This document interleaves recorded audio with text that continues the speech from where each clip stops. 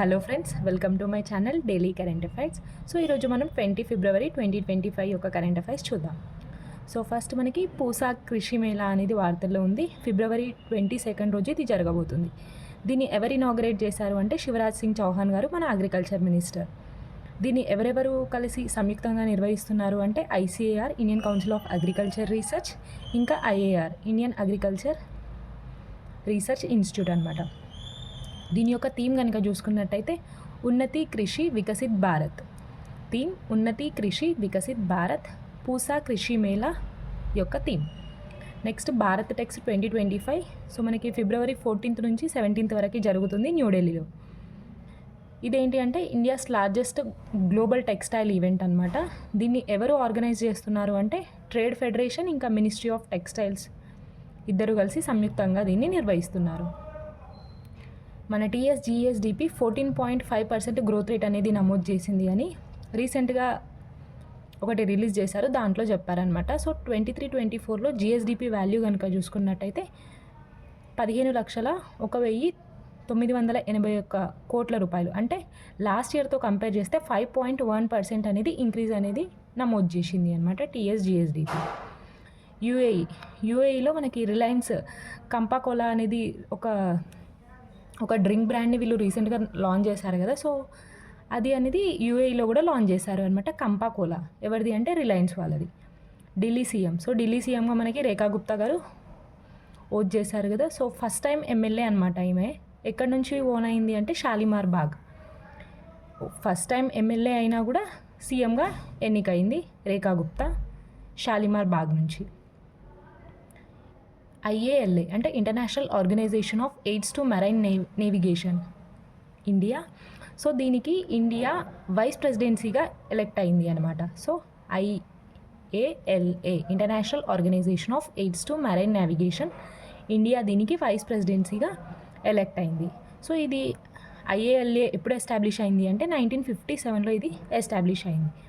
దీని యొక్క మెయిన్ ఏమేంటి అంటే best practices for safe and efficient navigation.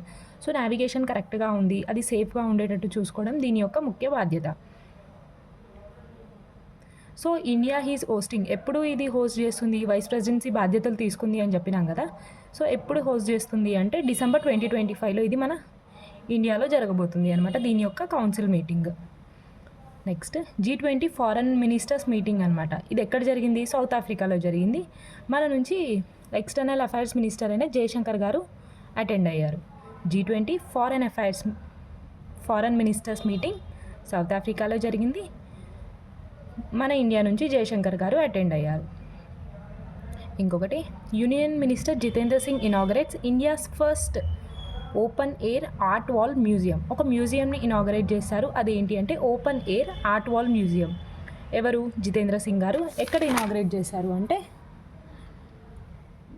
Mausam Bhavan న్యూఢిల్లీలో.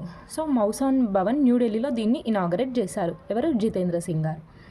సో ఇది ఎందుకు అంటే దేంట్లో భాగంగా అంటే 150 years celebrations of IMD. So Indian metrological department ఉంటుంది కదా. సో దాని యొక్క 150 years సెలబ్రేషన్స్లో భాగంగా దీన్ని ఇనాగరేట్ చేశారు. నెక్స్ట్ గూగుల్ అనివల్స్ అనంత అనే ఒక క్యాంపస్ అనమాట. సో ఇదేంటి అంటే ఇండియాలో ద బిగ్గెస్ట్ క్యాంపస్ గూగుల్ అనివల్ చేసింది. ఇది ఎక్కడ ఇనాగరేట్ చేశారు అంటే మహదేవపుర, బెంగళూరులో. దీని యొక్క సిట్టింగ్ కెపాసిటీ కనుక చూసుకున్నట్టయితే 5,000 మంది వరకు కూర్చోవచ్చు. ఏంటి? అనంత క్యాంపస్ ఎవరిది? గూగుల్ది. నెక్స్ట్ CSIR ఇంకా NASD. సో వీళ్ళు ఒప్పందం కుదుర్చుకున్నారు. దేనికోసము అంటే Indo Nepal scientific corporation. So CISR అంటే ఏంటి? Council of scientific and industrial research, మన ఇండియాది. NAST అంటే ఏంటి అంటే Nepal academy of science and technology. So సైన్స్లో భాగస్వామ్యం కోసం ఈ రెండు దేశాలు ఒప్పందం కుదుర్చుకున్నాయన్నమాట, ఈ రెండు సంస్థలు. Next TRIFED signs MOU with Meesho, IFCA and Mahatma Gandhi institute of rural industrialization.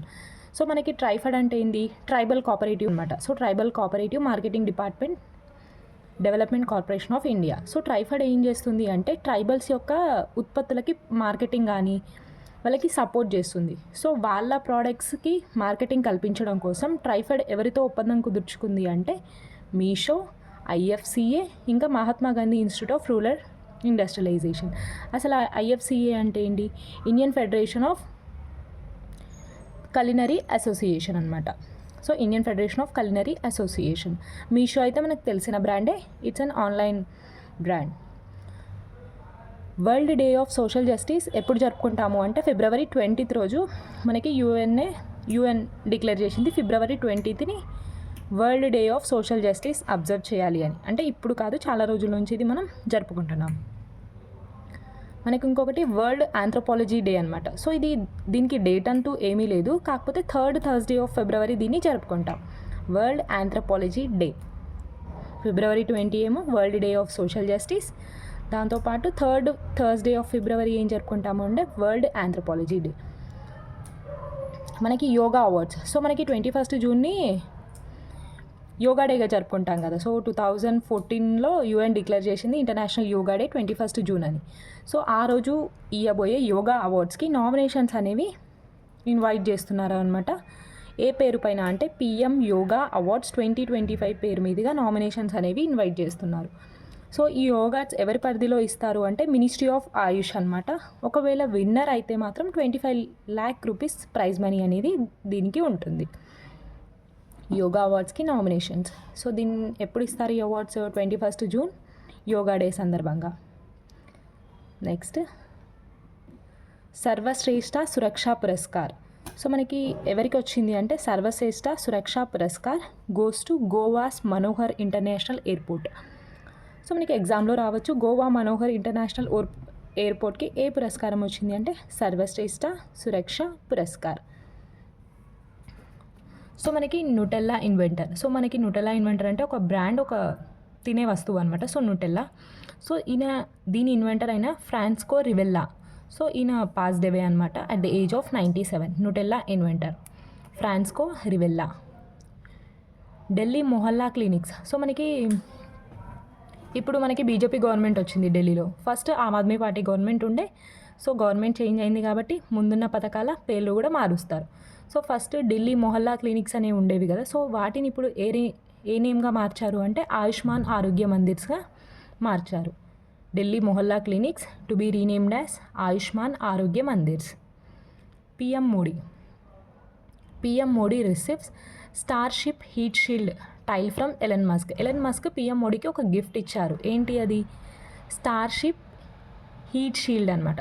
So ఇది ఒక ప్రొటెక్షన్ వలయంగా ఇది వ్యవహరిస్తుంది. అంటే దీన్ని దేంట్లో యూజ్ చేస్తారు అంటే స్పేస్ ఎక్స్లోని స్టార్షిప్ టెస్ట్ ఫ్లైట్ చేస్తారు కదా. సో అప్పుడు యూజ్ చేసేదే ఈ స్టార్షిప్ హీట్ షీల్డ్ అనమాట.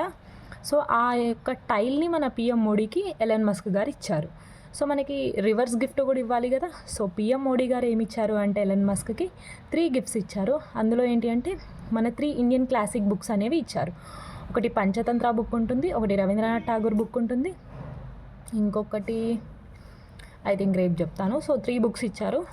PM Modi receives starship heat shield tile from Elon Musk. Modi అయితే 3 గిఫ్ట్స్ ఇచ్చారు ఎలన్ మస్క్కి. So 23rd national para athletics championship Chennai. So ఎక్కడ జరగబోతుంది? 23rd national para athletics champion చెన్నైలో జరగబోతుంది, జవహర్లాల్ నెహ్రూ స్టేడియంలో. సో ఇది ఎప్పటి నుంచి ఎప్పటి వరకు అంటే February 18th నుంచి 20 వరకు దీన్ని జరుగుతుంది. Indonesia defeats China to win first Asia mixed team title. ఎవరు విన్ అయ్యారు అంటే ఇండోనేషియా. ఎవరిని డిఫీట్ చేసి? చైనాని. So Asia's mixed team title అనమాట. ఎక్సర్సైజ్ ధర్మా గార్డియన్ వార్తల్లో ఉంది. ఆర్మీకి సంబంధించిన ఎక్సర్సైజ్ ఏ 2 దేశాలు పార్టిసిపేట్ చేస్తాయి అంటే India and Japan. So India and Japan మధ్య జరిగే ఒక ఎక్సర్సైజ్ ధర్మా గార్డియన్. సో ఇది మనకి ఇప్పుడు ఏ దేశంలో జరుగుతుంది అంటే ఫిజీ, జపాన్లో జరుగుతుంది. ఇది 6th ఎడిషన్. ఎప్పటి నుంచి ఎప్పటి వరకు? February 25th నుంచి March